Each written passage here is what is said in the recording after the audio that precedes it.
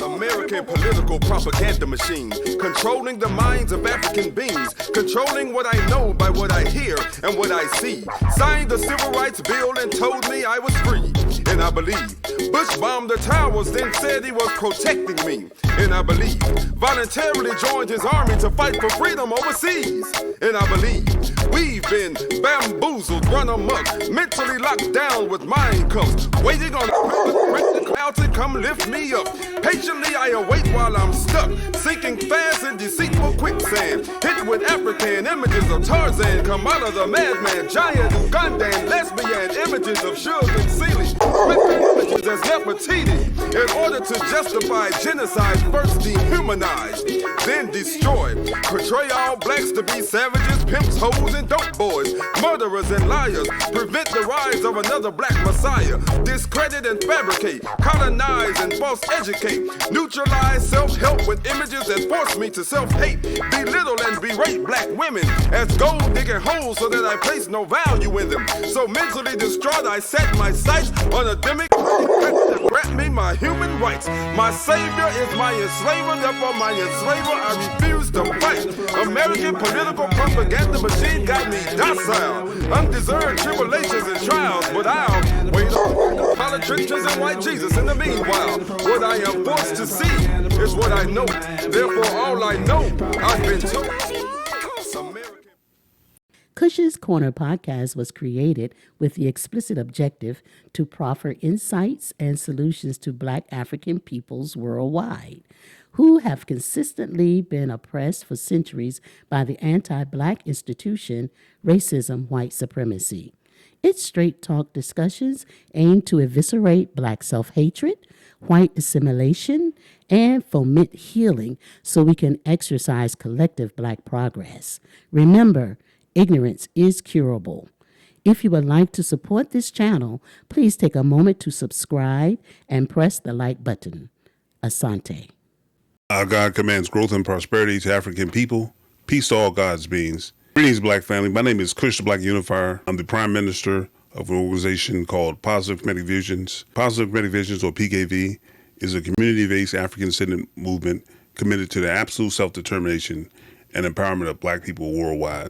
PKV was founded in Washington, D.C., or properly known as, we know it as Banneker City, in 1992, and we've been going strong ever since. Today I'm going to have a talk about one of my favorite topics, which is the entertainment industry, and subtopic is hip-hop. We're going to talk about hip-hop, specifically hip-hop within the entertainment industry realm. The title of this lecture, Hip-Hop is Killing Black People. Again, hip-hop is killing Black people. If you do not understand white supremacy, racism, then what it is and how it works, everything else that you understand will only confuse you. Neely Fuller said that in 1971. And it's important to note, the only form of functional racism that exists amongst the people of the known universe is white supremacy. So in other words, there's racism, there's other forms of racism, but the only racism that we're concerned about is a white supremacy. I first heard this term used by Dr. Welsing in lectures at Howard University years ago. Dr. Francois Welsing, our great ancestor. Racism is more than misunderstandings. It's a meticulously crafted system institution developed by whites to conquer, exploit, and or annihilate particularly Black people, but all non-blacks on planet Earth. Racism and white supremacy, as we heard our good brother Dr. Khaled repeat so often, is extreme prejudice plus power. Understand, you cannot be racist if you don't have power. So it's extreme prejudice plus power. That's important. It's a natural behavioral byproduct of white melanin-deficient beings. It is also a demonic and immoral institution. One of the biggest myths amongst Black people is that racism is about ignorance on behalf of whites. No, it's not, brothers and sisters. It's not about ignorance on behalf of whites. It works so well because they're completely not ignorant at all about the institution. The majority of Black and other people of color do not want to talk about racism, white supremacy, because whites don't want us to talk about it. So you're going to see the symbol here with the white female with her fingers over her lips. And the purpose of that is that, again, we're not supposed to be having this conversation, but we're going to have it. In their relationship with the Black race, Europeans, whites, are psychopaths, and their behavior reflects an underlying biologically transmitted proclivity with roots deep in their evolutionary history. The psychopath is an individual who is constantly in conflict with other persons or groups. He is unable to experience guilt. is completely selfish and callous and has a total disregard for the rights of others. This premise is supported by overwhelming scientific evidence, said by our good brother, Dr. Bobby Wright. In talking about hip-hop, I first have to talk about just black music in its entirety. Black music should inspire, amuse, or transmit appropriate messages to the world. Whenever we listen to social justice songs or even love ballads, we get mental images that correspond with the words in that song. Hip-hop is the only black music that conjures images of excessive drug and alcohol,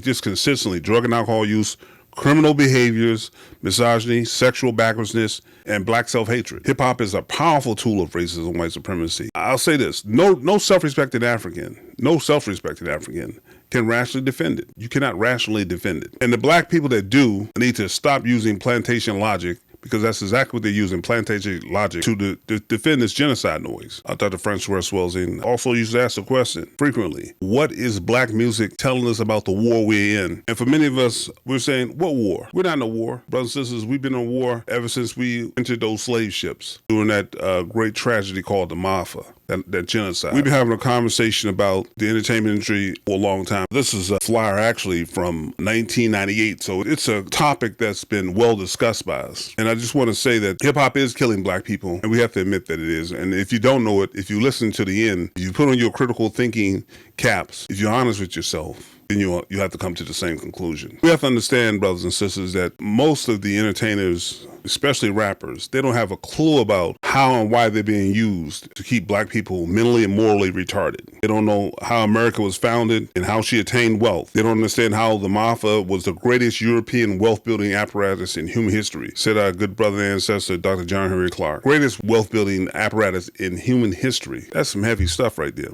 In talking about slave ship hop, we have to talk about what are some of the issues we're going to discuss today. Well, we're going to talk about how it breeds misogyny, encourages sexual promiscuity and backward sex, perpetuates the myth of black inferiority, pushes drug and alcohol consumption. What else? It glorifies black-on-black criminality and other antisocial pathologies. I know there are persons who say there's no such thing as black-on-black violence. Of course there is. There's black-on-black violence, there's white-on-white violence, there's Asian-on-Asian violence, Hispanic-on-Hispanic violence. The real issue is we don't like to deal with our issues, so we come up with clever excuses in some cases to defend our behaviors or not to be embarrassed before the world. But the reality is we have to address the black-on-black violence that this genocide music encourages. It promotes integration. Desensitizes black people to racism, white supremacy, also pain and suffering. It also instills black self-hatred. It sustains black poverty. It erodes black intelligence. It fosters a black male adolescent syndrome. This brother just can't grow up. Elevates white light female standards of beauty. It also creates a repugnant image of black people, just a repugnant image. We're going to talk about something, a term. The term is hedonism. Hedonism is a school of thought that argues that pleasure is the primary or most important intrinsic good. In very simple terms, a hedonist strives to maintain net pleasure. Basically, it's the relentless pursuit of pleasure. That's what hedonism is all about. And that's what this slave ship hop or this genocide music that we call hip hop is all about, hedonism. Now, I need to make a disclaimer here. I don't hate rap. And I personally believe some of these mainstream Negro rappers are incredibly talented. I mean, going back to Eric B., even Jay-Z, Nas, Tribe Called Quest, Outkast, The Roots, Mos Def, you get it, Fugees, even Kendrick Lamar, and a bunch of others. However, the majority of these entertainers are talented slaves who don't have a moral compass. So I experienced serious guilt when I was coming up in the DJ spectrum playing this music because I knew that it was wrong. In fact, I remember when I was in my teens, I went to see Run DMC at a concert. And it just struck me at a young age. They were on stage and they were, throwing beer, 40s. They were drinking 40s and spraying the audience with 40 bottles, much like you see the rockers, spraying beer on the audience. And I thought that was weird. Even at a young age, I thought that was kind of weird. But it was noteworthy because it showed that this was a problem. This is a problem with this music and the messages that it was transmitting, even back then. So it didn't just start with gangster rap. It has been a problem. All rational brothers and sisters, again, put your thinking caps on. Whether you enjoy hip hop or not, have to conclude the majority of what is commercially promoted is acutely genocidal. Whenever I have these conversations, these discussions about genocide music, this entertainment industry, a lot of adults simply say, hey, I don't listen to it, particularly those in the conscious community. And that's exactly what they want you to do, brothers and sisters, not listen to it so that you won't have any input, and you definitely won't do anything to destroy that which you don't understand or you haven't even heard. So it's perfect for them that you don't understand it. It's perfect for them that you don't want to understand it. It's perfect for our oppressor that you won't engage. So I'm engaging, brothers and sisters. Black self-hatred is an unnatural, internalized, acute dislike for people of African descent by individuals of African descent. A disorder that causes black people to adopt or assume a self-destructive paradigm is inherently oppressive ideology, sets forth that individuals have to abolish their culture, distinguishing aesthetic features to move to what is deemed as normality. Now, you're going to hear me interchange the term Black and African because there really is no difference between the two. I know today's YouTube intellectuals will tell you that you're not African and that there's a distinct difference. There is not, brothers and sisters. And you're only hearing this madness nowadays because at this point we've been dumbed down and it's getting worse all the time. So let's be very clear.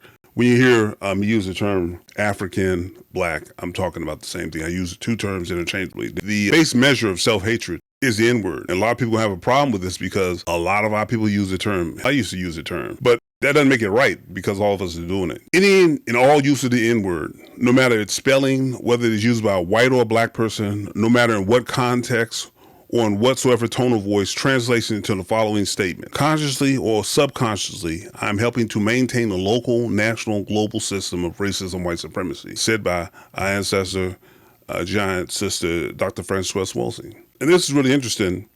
Now, everybody that I quote, it doesn't mean that I rock with them, brothers. It doesn't mean that I agree with it or even support them.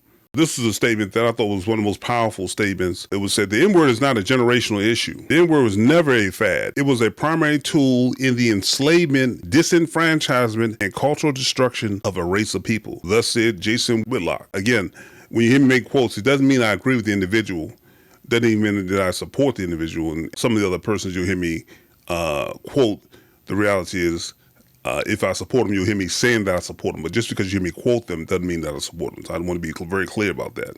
So don't run around saying, Kush follows Jason Whitlock. I do not. Negroes use the N-word religiously, but rarely utter any white racial slurs, because that's exactly what the N-word is. It's a racial slur, brothers and sisters, no matter how you try to spin it, which proves that hip-hop is an arm of white supremacy. Let's talk about comedians for a second.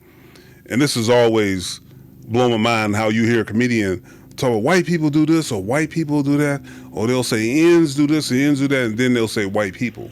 Just pay attention to that. Or look at the fact that even in this space, this YouTube space, you'll hear the N-word used with impunity. But if you dare say a word that insults another group of individuals, a certain group of individuals or people, watch how quickly your channel gets snatched. That ought to tell you something.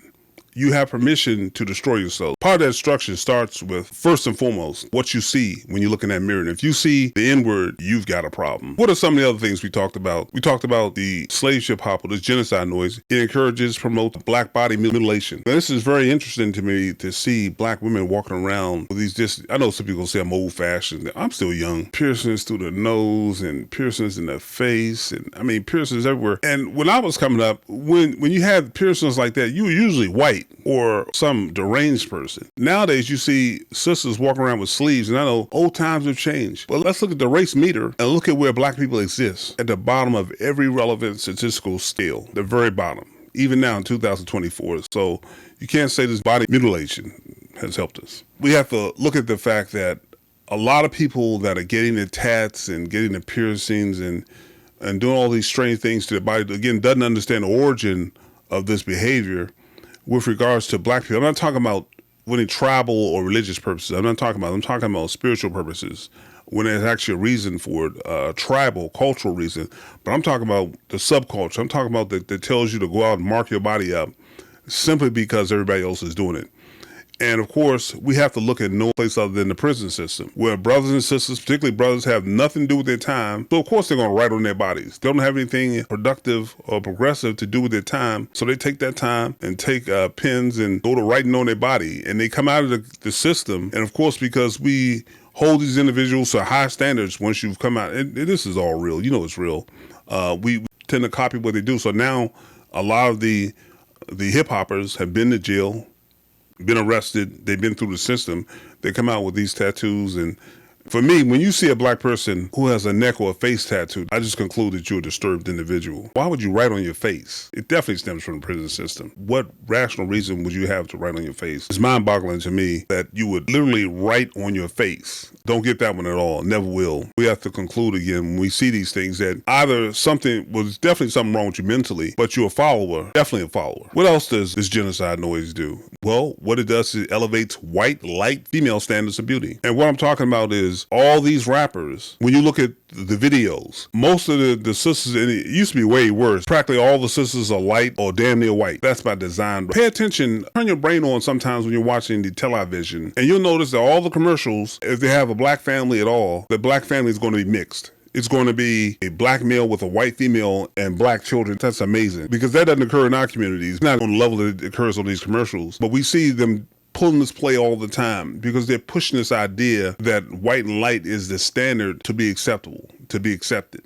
Kanye West in 2006 said he was giving props to multi-ethnic women everywhere. Quote, this is Kanye West in his interview. He said if it wasn't for the race mixing, there would be no video girls.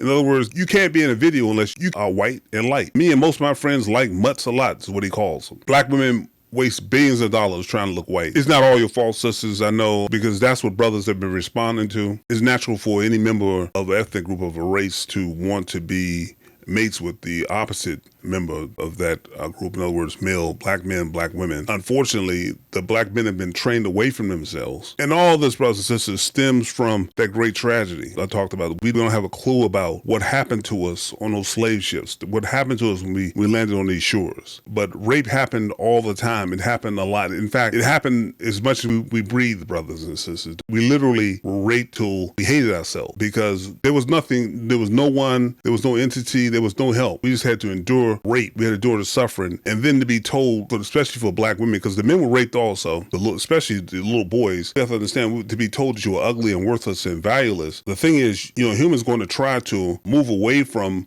being worthless and valueless. And the way that you do that is by looking opposite than what you're being told they hate.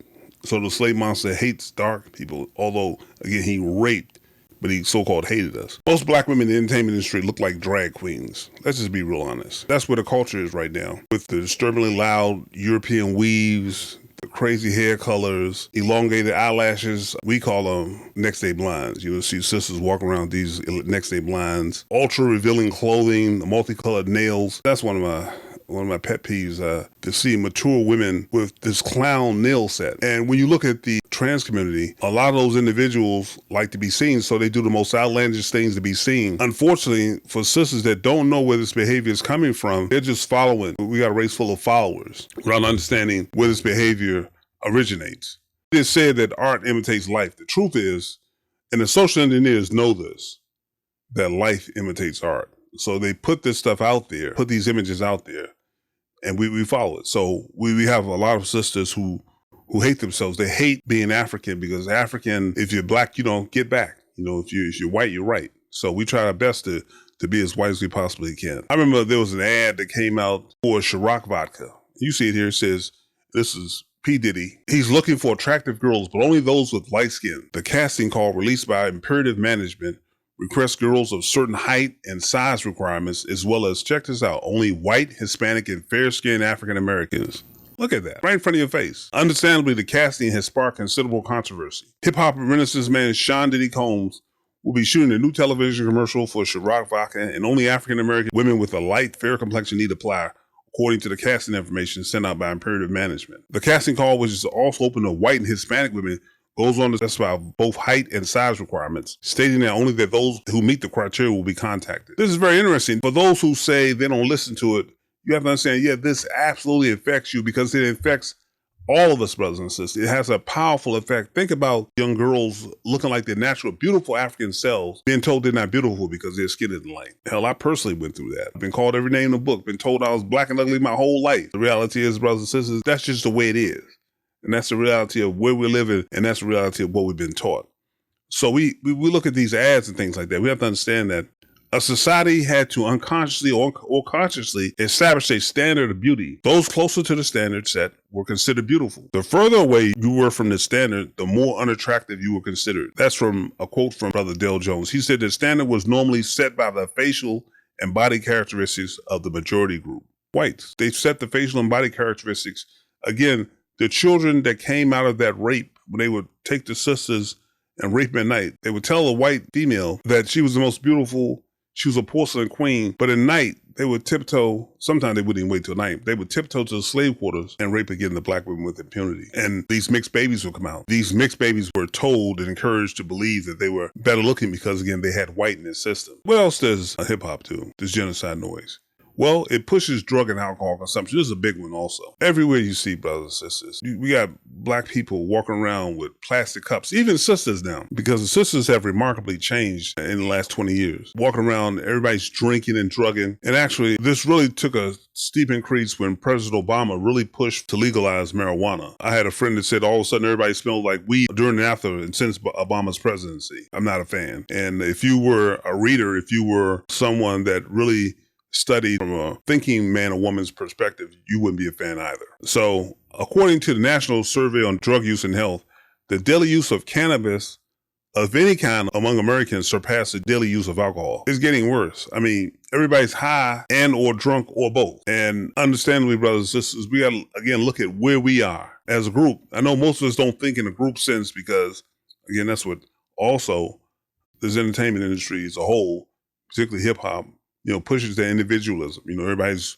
looking out for themselves. So we don't see the fact that this is being pushed on us. There's this idea of using drugs, alcohol. And I know every time you look at video or you see a rapper, you'll see them with a cup in their hand or even out and out bottle will contain alcohol or smoking weed. I mean, this is why they champion Snoop Dogg.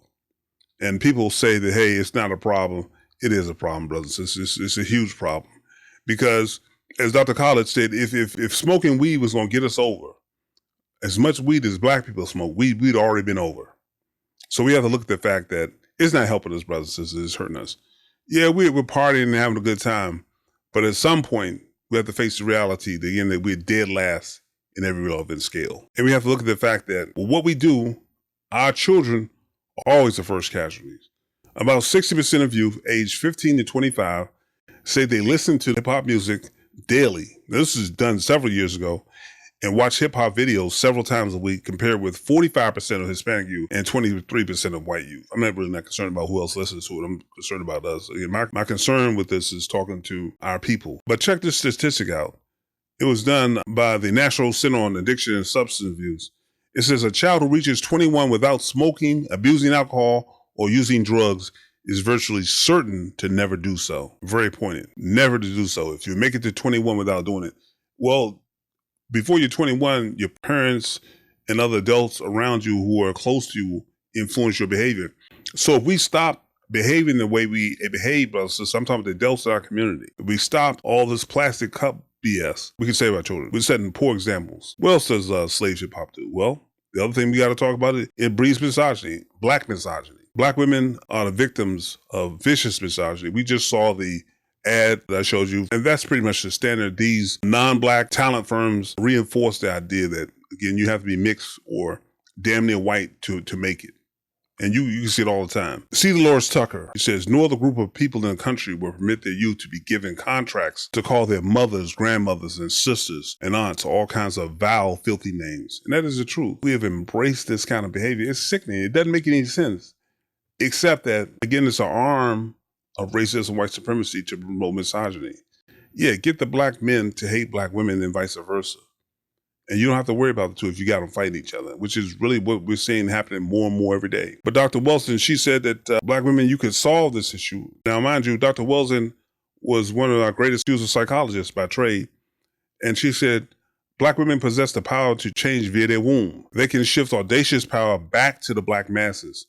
All they would need to do is collectively raise their standards in choosing mates. Now, also, slave hip-hop encourages sexual promiscuity and gender confusion. The sick part about this thing is when you see, particularly most of these sisters out here, I'm talking about the sisters now, who are victims of misogyny, so they've embraced this idea that they're bees and hoes and freaks and whatever, and they bought that. And also because when you put money behind it, it makes it legit in the poor person's mind. It makes it legit in the person who's immoral in their mind. It makes it legit because it's money involved. And, we're attracted to shiny things when we don't have a lot of book smart with us, brothers and sisters. I'm not just talking about the book smart you learn in the classroom. I'm talking about knowledge of self. When you don't have that, of course, shiny things that attract you. But the disgusting reality about most of these female rappers, most of the popular ones, is that they're mothers. This is very sad, sickening. Going back to Dr. Frances Cress Welsing, what did she say? She said, if children do not get lap time from their parents, they look for sex, degrading sex.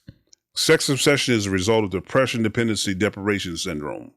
When you see a young mother with no father for a baby, that equals dependency, child deprivation. Dependency, deprivation leads to excessive sex and excessive food consumption and drug and alcohol use. So we see a lot of, particularly with sisters, a lot of overweight sisters, that Lizzo effect. And now they're expressing this pride. A lot of it's pain, brothers and sisters. Not just pain, but a lot of it stems from child molestation. Let's just keep it real. I'm not a psychologist by trade, but the reality is that there's actual function. I've studied this and looked at this issue for quite some time. We have to be very, very afraid of what's happening to us because it's not sustainable. So the Black woman's standard has been lowered as a result of her over-sexualization. In 2021, then 83-year-old California Representative Maxine Waters praised Megan Thee Stallion for the song WAP. That's hard to shock me. I'm not going to say I was shocked, but I was, because she's a politician, but I was super surprised. I don't really trust politicians, but for her to support the song, not only her, but also that same year, Houston Congresswoman Sheila Jackson Lee honored Megan Stallion with the Texas Hero Award. You see what's going on here, brothers and sisters? You give the worst of our group, give them fame, status, give them money, and they will in turn influence and corrupt the masses. Also, Dionne Warwick, a known and established jazz artist, came out in support of these female rappers. The reality is we've got some serious issues to deal with when older, supposedly mature and learned women are supporting this filth, this genocide. We have to understand, brothers and sisters, that we've had a lot of conversation about what slave hip hop is doing, what the genocide noise is doing. But that's just what we're talking about because it's important that we have this conversation so we can stop the death march. Talib Kweli, in talking about this misogyny, he said videos can be art, but the video didn't start out as art. It started out as a promotional tool to get an artist seen without having to fly him around the country. So what's the easiest way to sell something? When you drive down the street, you see, selling you all types of things from clothes to cars to alcohol to everything. So why not use something to sell music? Can't say those words. It makes perfect sense, whether it's right or not. I feel that a man, when I see it, I'm going to look. It's going to catch my attention. I believe an artist's responsibility is not to uphold the morals of society. Check it out now. This is a brother who many would say is a positive rapper. And he does have some very thought-provoking music. But he's not a conscious or positive rapper. There are very few of those. An artist's responsibility, according to him, an artist's responsibility is to speak honestly about what's going on and what people are going through. I thought that was a very interesting interview because I said, okay, if an artist's responsibility, and many of these hip-hoppers think like this, that their responsibility is to talk about what's going on and what people are going through. I asked the question, why don't they talk about racism, white supremacy? Racism, white supremacy is America's true religion.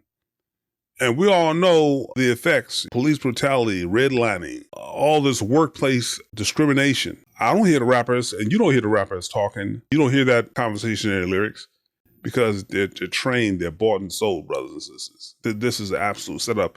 Even for the ones that think they're free are not really that free. Let's step back and look at this thing as a whole. When we do, we'll start to come up with some very interesting conclusions. So, in conclusion about the misogyny, in conclusion about the white and light standards of beauty, when I'm talking about Megan Thee Stallion, Cardi B, Nicki Minaj, Sexy Red, Glorilla, Lattice, Ice Spice, all these females, typically, light, bright, damn near white. Here we go with that again. But the bottom line is they're made to be absolute whores. They're sexual toilets of the planet. Just remember, brothers and sisters, that these OnlyFans type females, and if you don't know what OnlyFans are, just do a little bit of research. They are not your daughter's role models. They aren't. I heard Professor Imalimu Brudi, he said that black women do not value their bodies. A sister could meet a brother in a club and go home with him and have sex with him the same night. Yet she wouldn't dare loan him $100 if he asked her. Pretty serious. It's so bad that I was watching, I think a year ago, so this young sister started a pole dancing class for toddlers. And they had male and female toddlers in the class. And it's sickening, brothers and sisters, that she was getting not only clients, but she was getting support from the community because, of course, everything's being spent as though it's a positive and progressive. Again, if it's something that's popular and something that's making money. What else does this genocide noise do? Well, it promotes integration. You have to marry lighter and lighter, and then the race will disappear. With that said, I'm not making it up. Whenever you see, particularly in the entertainment world, they've reached the pinnacle of success in their sport or whatever area of entertainment they're involved in, they really reach the top when they divorce the black race. And I know people say you can love who you want to love. Well, that's true, but you wouldn't be loving outside of your race if you weren't made to be morally retarded. Because again, first and foremost, your mother's womb is the most beautiful thing that you've come out of. So that which looks like your mother should be the standard for beauty for us people. So for us, it's the black woman, if your mother's black. So brothers, understand that it's a mental illness, a mental deficiency that would have you disrespect or hate on your own sisters and then go treat another race of women, particularly white females, better and actually, adulate these women.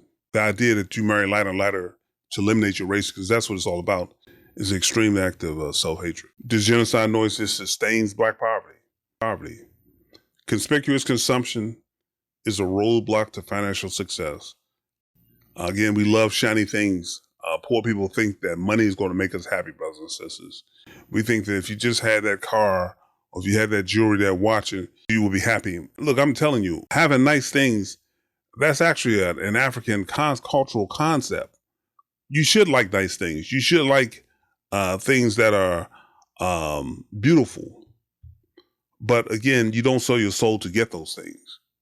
And you don't get those things to the benefit of another group of people and to the disadvantage of your people. Most of us buy things with money we don't have for people we will never know. There's no saying that rich people plan for 4 generations, poor people plan for Saturday night.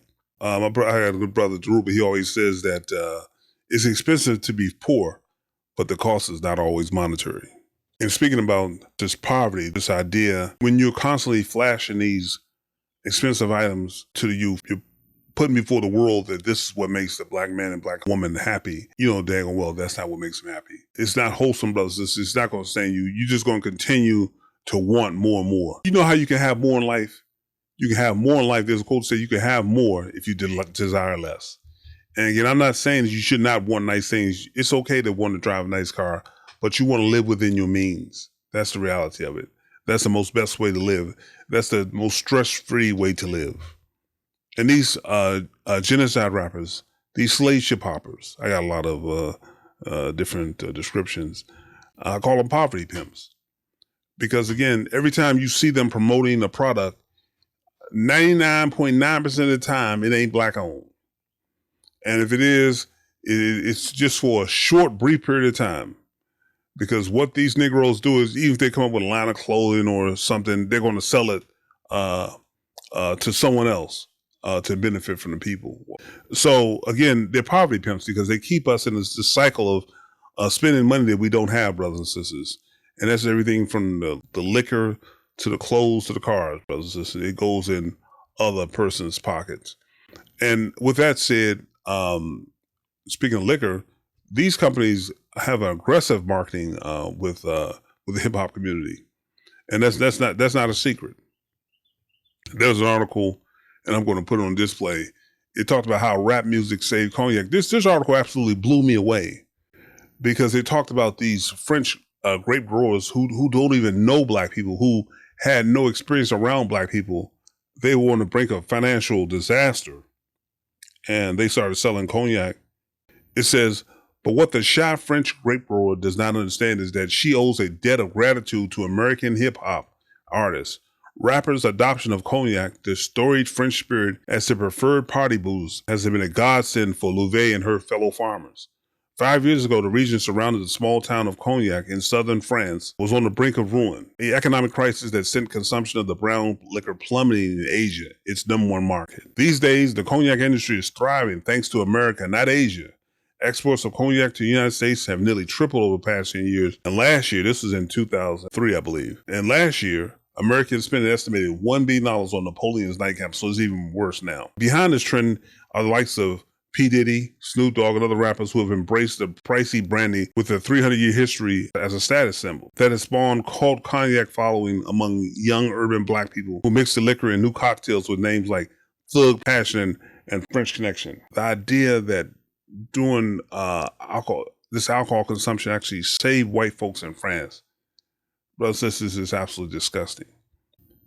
I want you to just understand the level of genocide that we're committing through this death noise. Most of us buy things with money we don't have for people we'll never know. There's an old saying that rich people plan for 4 generations, gotta say it again, and poor people plan for Saturday night. Now, with all this money we're spending on drugs, alcohol, cars, planes in some cases, clothes, there are things that the black community urgently needs. And I'm going to get into solutions later, but I got to say this. We need, brothers and sisters, black banks and financial institutions. We need manufacturing plants. The money these rappers are spending on jewelry and clothes and cars and shiny things, we get those manufacturing plants.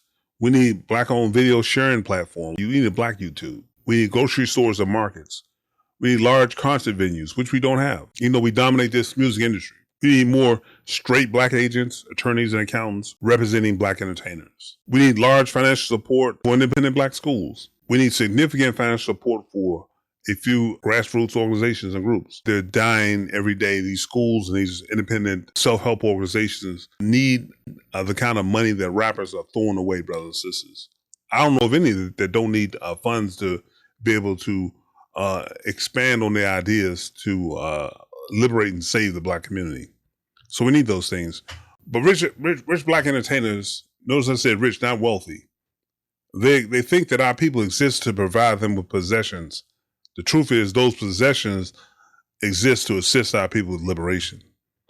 So we got to turn this thing around. Absolutely, it promotes black on black criminality and other antisocial pathologies. We have to understand, brothers and sisters, that when you look at the names of brothers and sisters, particularly brothers who have died in the rap community, let's say just 3 decades, it reads like a war memorial. I'm just not just talking about through violence, but just through the poor health, through the behaviors that they are promoting, these lifestyles, this drinking, drugging, and eating bad. They're dying young. I think it's really a miracle when a rapper reaches the age of 60. You'll see what I'm talking about. Every time you read an article or a story about an old rapper, they're sickly or dying or already gone.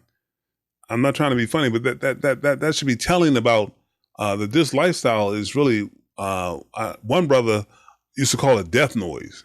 And he meant that in more ways than one, because literally you get involved in this thing called hip hop, and it automatically cuts your life.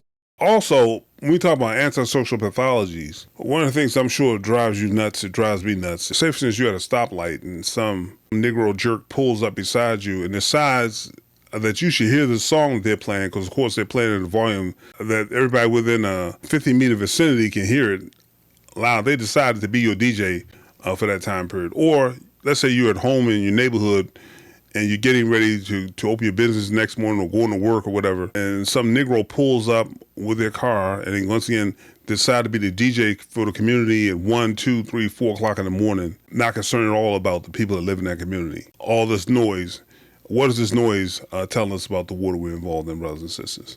Well, I can tell you for sure, whenever you see a brother or sister deciding to be your personal Negro DJ, they're telling you we're losing. It's proof positive that we've lost any kind of decency or any kind of standards, because I don't see how it's okay for your brothers and sisters to pull up in public, gas stations, even on the street, the bus stops, and you have, I don't want to say decent, but yeah, let me just say decent older people waiting at that bus stop, waiting, just walking around in public that don't want to hear this music. If they wanted to hear the music, they get it themselves. But here you are pushing that sound, that genocide noise, and forces everybody to listen to it. It's quite irritating. It's appalling behavior that needs to be really, really dealt with. I get why people call the cops. I get why people actually go off and get pissed off when they hear these sounds. You know, people coming into gas stations, just banging that music, where they're saying any and everything under the sun. Again, they ain't talking about racism, white supremacy. They're talking about Black death. So Black communities are inundated with this vulgar rap noise day and night. And so this is very disturbing. And like I said, the car jockeys are just some of the worst people ever.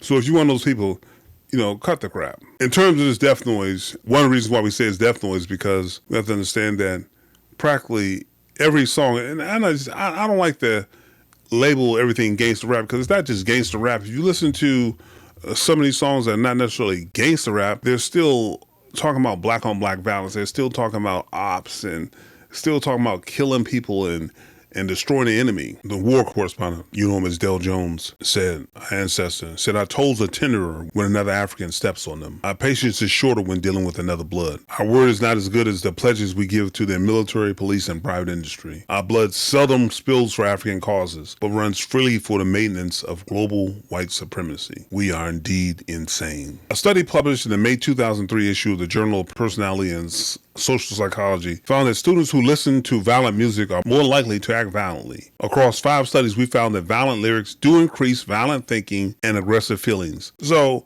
brothers and sisters, make no mistake about it. They're always studying us to see what works. And absolutely, this genocide noise, what we call hip-hop, works. It promotes violence, particularly in our community. Hip-hop is a violent music, and it's not surprising that it's accompanied by violence. The following are some of the cases in which rappers find themselves have died untimely deaths because of the violence, drug abuse, and immorality that's glorified in rap music. So it's just a long list.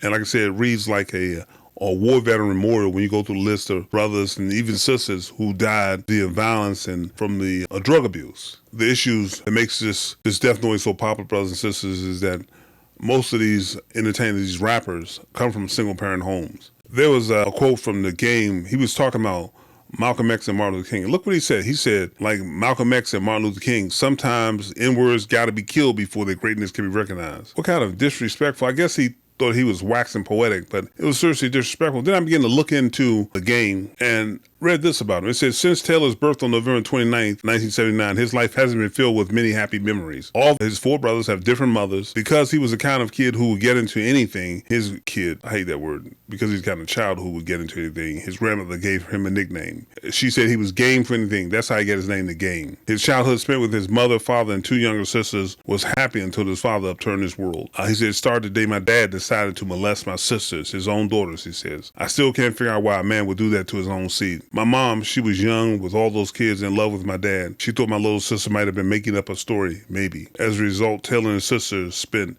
years in the foster care system. And you're going to find that a lot of these hip-hoppers have these kinds of histories. Social architects needs those type of brothers and sisters with pain in their lives to in turn give pain to their audience, to their fans. You know, hurt people hurt. A lot of them are hurt individuals, brothers and sisters, so it's just a continuum. Now, we talk about criminality.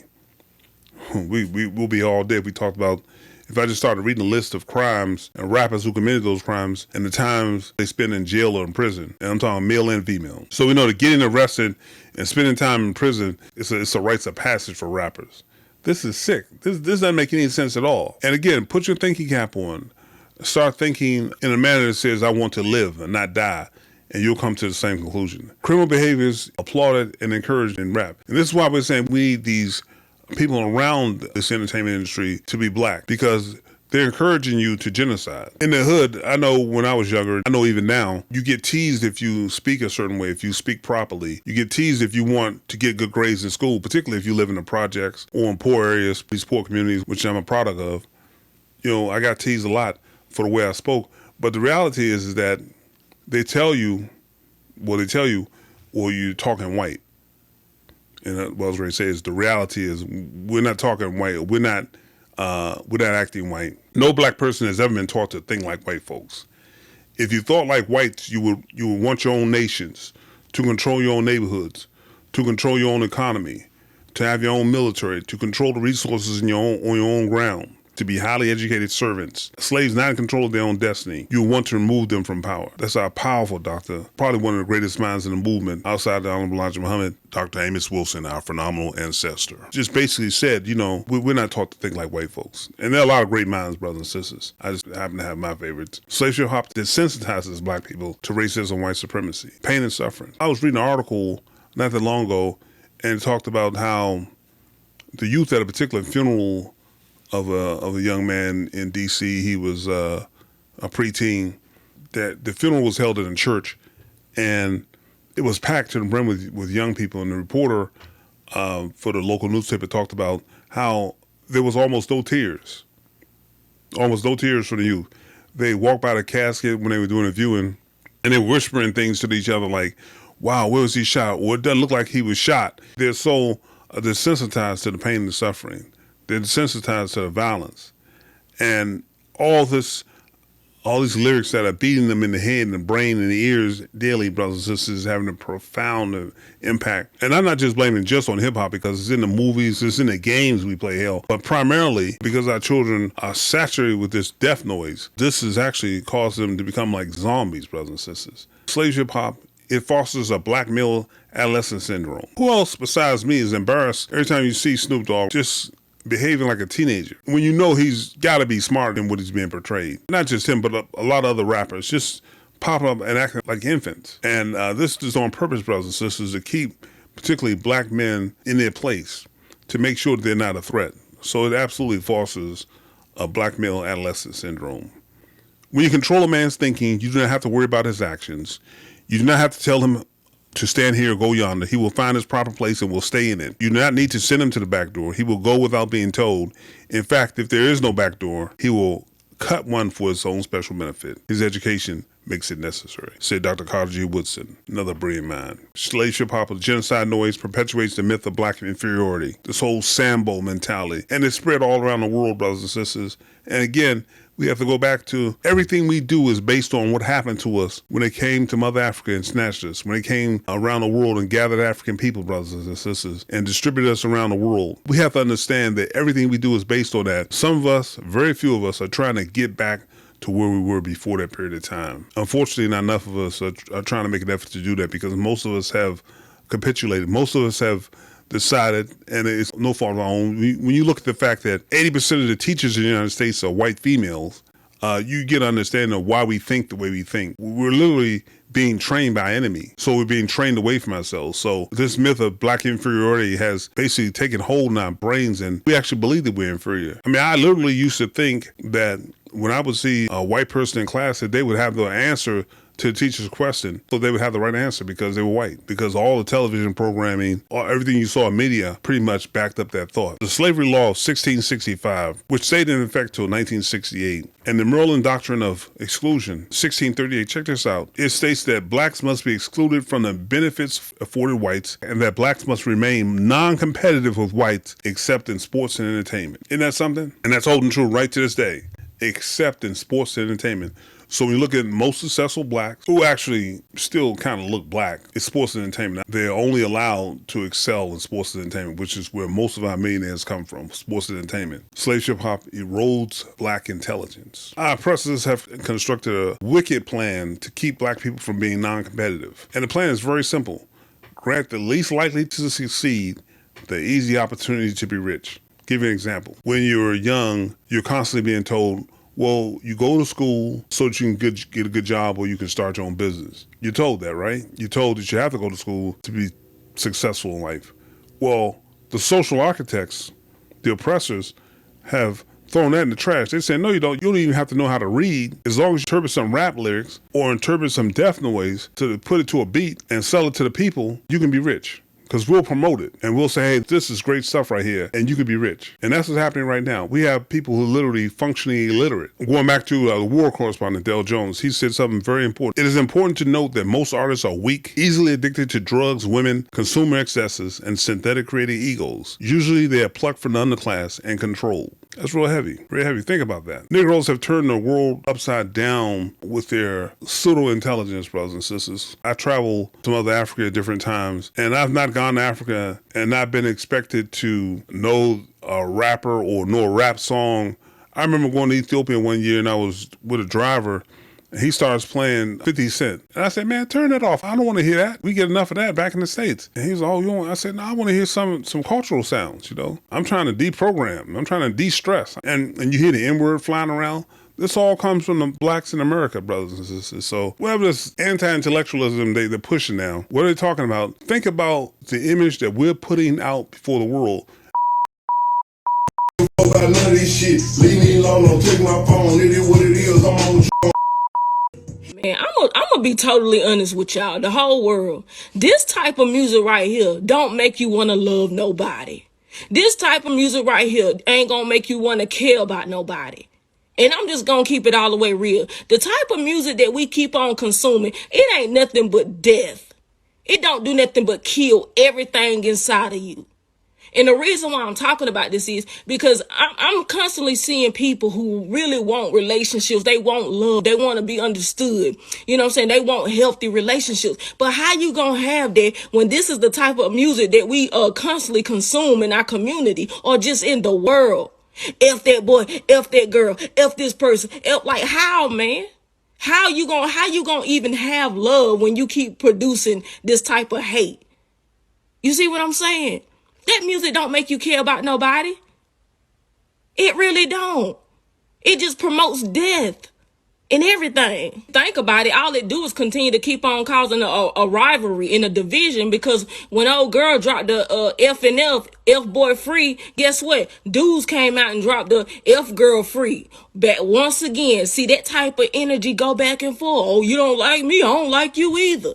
That was the mentality and the mindset. How you gonna have unity? I mean, we're being used and abused and put out as a model for the black man and woman, and you can see it happening. You can look at different pictures on YouTube and other social media sites and see Native Africans starting to look like us, wanting to talk like us, wanting to be like us, and when I say like us, like rappers. Meek Mill. He was in one of these African countries, and he was on stage, all these people out there, and they knew all the lyrics to his song. And so we're eroding black intelligence around the world. And we're thinking we're doing something, brothers and sisters. We're helping them to destroy us. We're helping them to destroy ourselves. And when I talk about erosion of black intelligence, I can't, in this segment of the conversation, without saying the one thing that really just gets me, one thing that just really gets me upset and just pisses me off is, you know, Negroes use the N-word, like I said, with impunity, will offer all types of excuses and reasons of why that word is legitimate. Some will even say it's part of our culture, you know, tell those kind of lies. And now you hear the term, well, in the last several years, you hear the term, the hoteps, the hoteppers. Oh, that's just mind-boggling how you can take a ancient term like hotep and turn it into a slur. And it's negative. There's several people on YouTube that do it all the time. All these hoteps, and you know, I don't want to hear that. I hate when I hear that, because it just says you're not ready. You're not ready for anything progressive. You're not ready for truth. You know, you're not ready for justice. Talking about hoteppers and using the term hotep, which you don't even understand the meaning. It means peace when you break it all down. It's an ancient Kemetic word, and you have people running around here talking about the hoteppers. You know, these Negroes that use the N-word. Now check it out. But we'll take an ancient term and turn it into a slur. Now that's intellectual backwardsness at its best. So we need to stop that behavior. If that's you, brothers and sisters, we need to cut it out. We need to really cut it out. And we have to understand that they have important people that help them to promote this madness. I'm not talking about the hotep conversation right now. I'm talking about getting back to this anti-intellectualism. And I remember going back to, again, Barack Obama and how he was helping them to push this death noise. He claimed he loved hip hop. Now, I'm sure he probably liked it, but the bottom line is that Barack Obama is a POS for him promoting this N-word.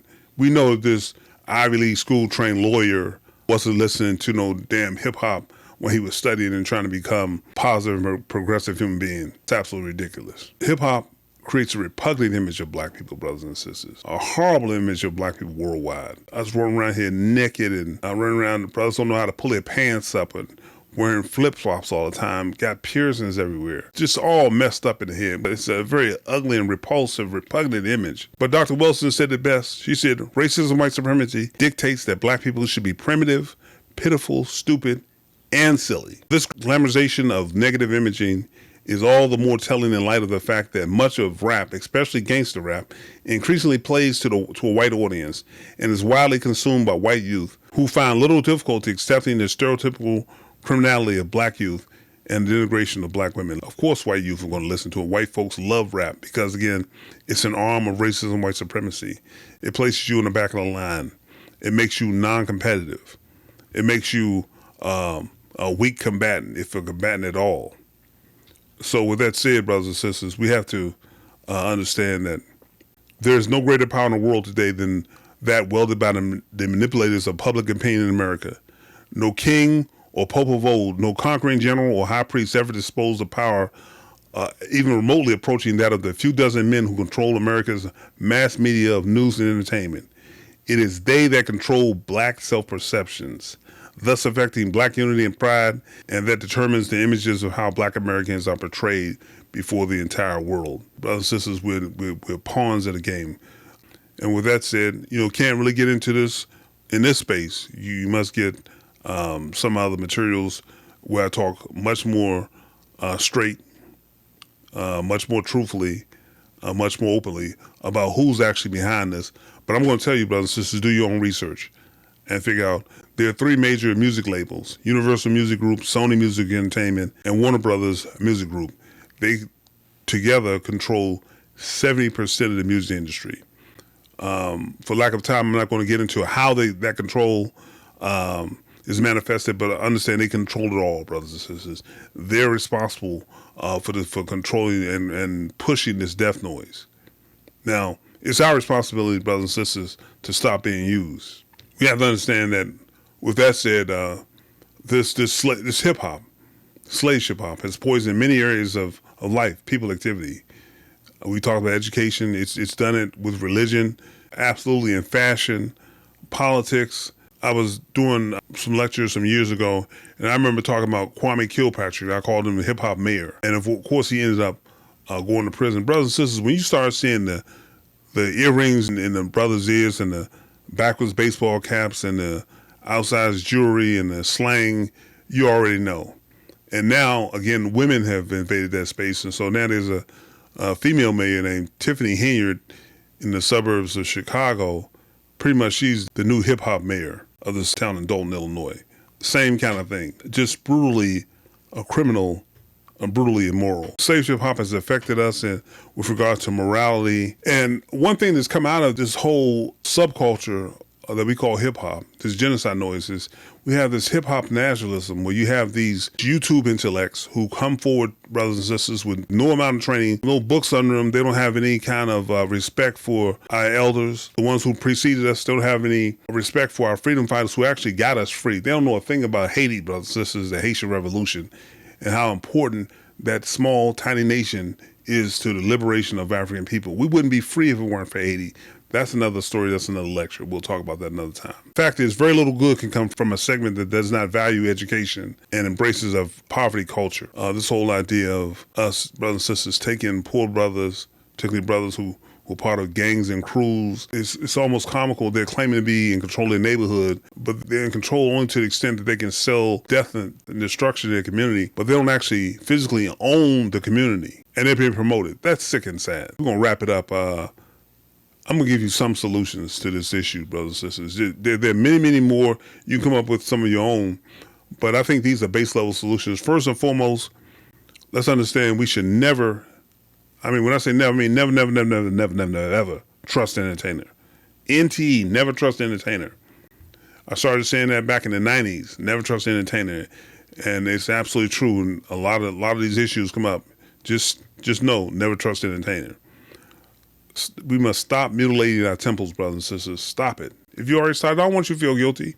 You're being typical. You're following the crowd. Stop following the crowd. The crowd ain't doing the right thing. Let's stop mutilating our temple. When in public, let's dress with pride and dignity. That's our history. That's our peoplehood. Identify the whites who finance this anti-black music, this anti-black death noise, this genocidal music. Let's identify them. That's your homework assignment. Our stop the violence efforts are pointless without addressing, I put here gangster rap, but we need to examine hip hop as a whole.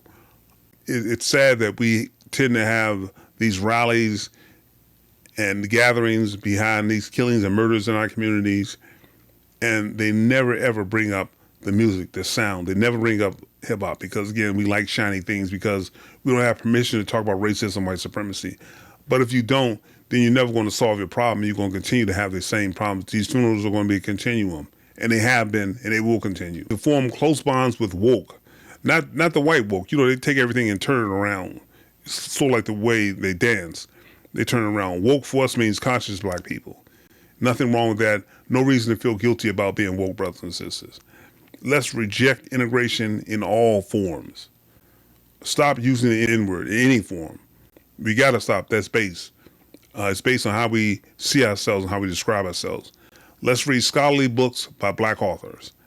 Now, I'm not saying you should just read black authors, but the reality is we've made good books on Dr. John Henry Clark said on every subject, there's a good book written by a black author. So let's start turning the dollar and circulating the dollar around our community with our people. Eat healthy home-cooked meals often. This is not in any particular order. We got to start eating at home, especially with the price of food out there and the poor manner in which they're prepared. Do not support degenerate entertainers, brothers and sisters. Got to stop it. Embrace pro-African, race-first black nationalists. Embrace that.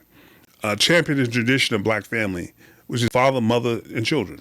Nothing else will work, brothers and sisters. It's Pan-Africanism or perish. I'll say it again.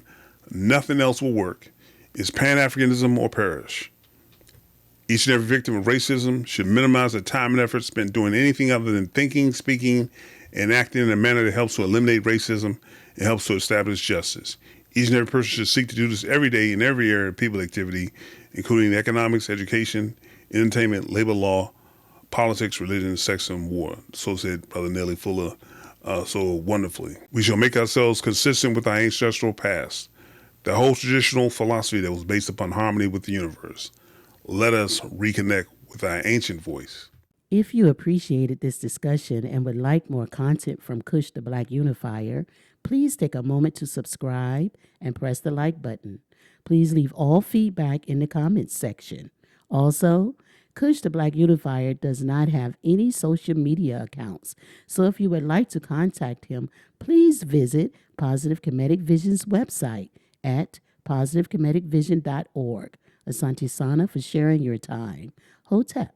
What I am forced to see is what I know. Therefore, all I know, I've been told.